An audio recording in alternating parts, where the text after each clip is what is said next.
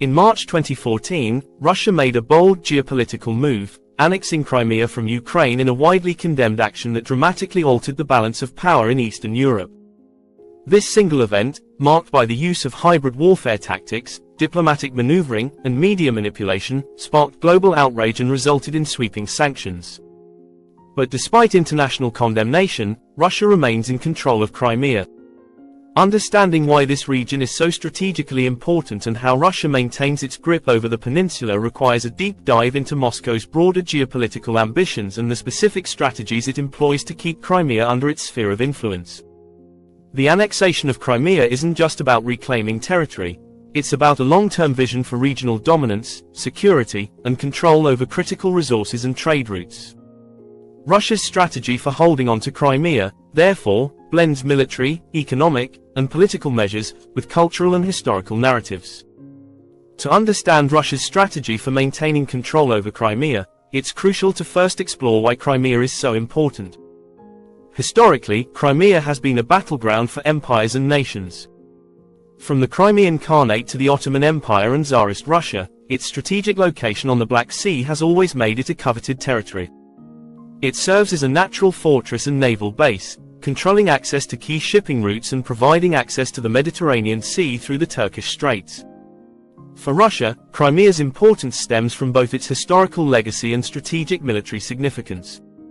Sevastopol, the Crimean port city, has long been home to Russia's Black Sea Fleet, a critical asset for projecting Russian military power in the Black Sea region and beyond.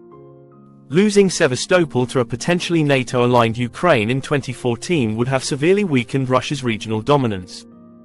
Russia's annexation of Crimea was not merely a defensive move but a proactive effort to ensure it retained strategic military assets and territorial depth. By incorporating Crimea, Russia secured its access to warm water ports, enabling year-round naval operations, which had been a historical weakness for Russian forces. The military dimension of Russia's strategy in Crimea is arguably the most visible and significant.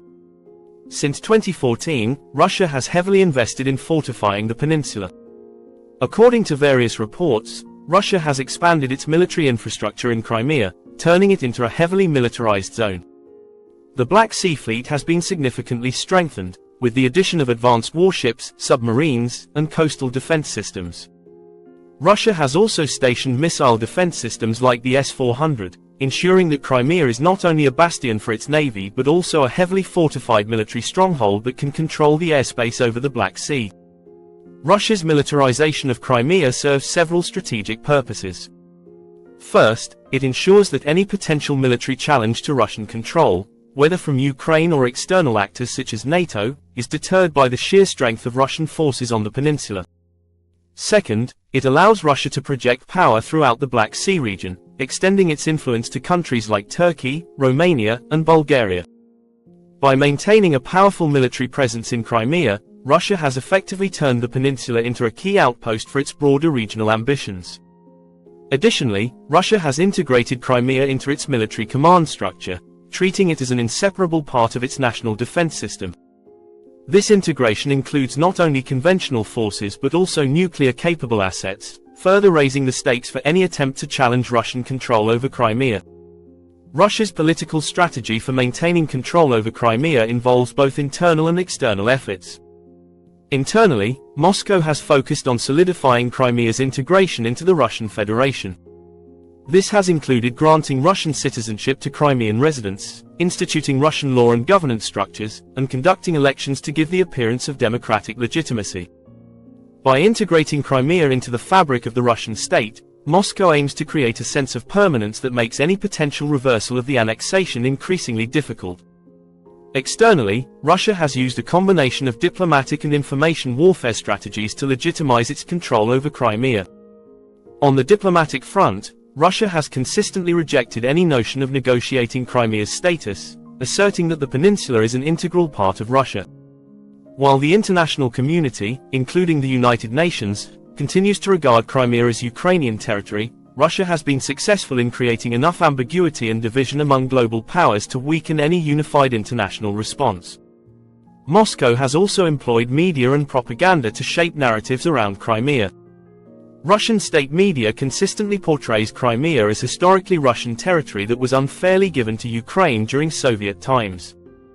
By framing the annexation as a correction of a historical wrong, Russia seeks to justify its actions both domestically and internationally.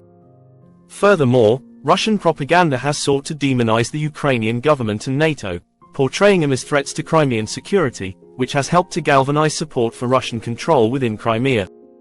Another critical aspect of Russia's strategy for maintaining control over Crimea is the region's economic integration into Russia.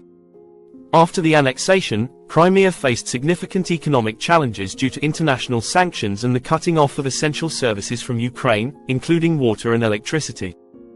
In response, Russia has poured billions of rubles into developing Crimea's infrastructure, seeking to make the peninsula self-sufficient and less reliant on Ukraine.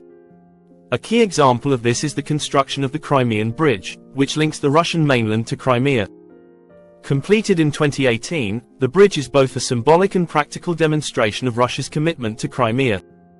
It serves as a vital artery for transporting goods, people, and resources between Russia and Crimea, helping to reduce the peninsula's isolation caused by Ukraine's blockade. By investing in critical infrastructure, Russia aims to make Crimea economically dependent on Moscow, further solidifying its control over the region. Additionally, Russia has sought to promote tourism and other economic activities in Crimea, although international sanctions have limited the success of these efforts. Nevertheless, by integrating Crimea into Russia's economic system and developing its infrastructure, Moscow has created a situation where Crimean residents have increasingly fewer ties to Ukraine and more to Russia. Beyond military, political, and economic measures, Russia's strategy also involves demographic and cultural tactics aimed at consolidating its control over Crimea. Since 2014, Russia has encouraged migration from mainland Russia to Crimea, while simultaneously making life difficult for ethnic Ukrainians and Crimean Tatars, two groups that have historically opposed Russian rule. Through policies that favor Russian settlers, such as offering incentives for relocation and providing jobs and housing, Russia seeks to alter the demographic makeup of Crimea, making it more ethnically Russian. At the same time, the Russian government has imposed restrictions on the Ukrainian language, culture, and political activism in Crimea. Schools have shifted to teaching in Russian, and Ukrainian media outlets have been largely silenced. Crimean Tatars, who were deported from Crimea during the Soviet era and only returned after the fall of the USSR, have faced significant repression under Russian rule. Many Tatar activists have been arrested or forced into exile, and Tatar cultural and political institutions have been undermined. By promoting Russian culture and repressing Ukrainian and Tatar identities, Russia is working to ensure that future generations of Crimeans view themselves as Russians. This cultural strategy complements Russia's other efforts to secure its long-term control over the peninsula, by creating a population that is loyal to Moscow and has little desire to return to Ukrainian sovereignty. The international response to Russia's annexation of Crimea has been swift and punitive, but ultimately it has not dislodged Russian control. The United States, the European Union, and other Western countries imposed a series of economic sanctions on Russia, targeting key sectors such as finance, energy, and defense. These sanctions have undoubtedly hurt Russia's economy, but they have not been enough to force Moscow to relinquish Crimea. One reason for this is that Russia views Crimea as a vital national interest, one worth enduring significant economic pain to maintain. Moreover, Russia has sought to mitigate the effects of sanctions by deepening economic ties with non-Western countries, particularly China. This has allowed Russia to weather the economic fallout from the annexation, even as its relations with the West have deteriorated. At the same time, international efforts to challenge Russia's control over Crimea have been hampered by divisions within the global community.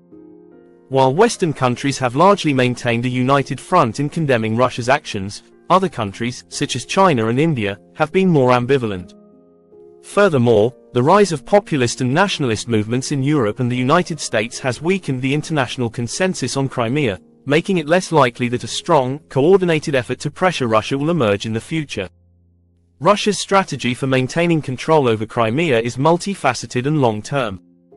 It blends military power, economic integration, political maneuvering, and cultural domination to ensure that Crimea remains firmly within Russia's grasp. By turning the peninsula into a heavily militarized zone, integrating it into Russia's legal and economic systems, altering its demographic makeup, and repressing opposition, Russia has created a situation where its control over Crimea is deeply entrenched. While the international community continues to view Crimea as part of Ukraine, the reality on the ground suggests that Russia's hold on the region is unlikely to be broken anytime soon. Crimea has become a critical part of Russia's broader strategy for asserting dominance in Eastern Europe and the Black Sea region.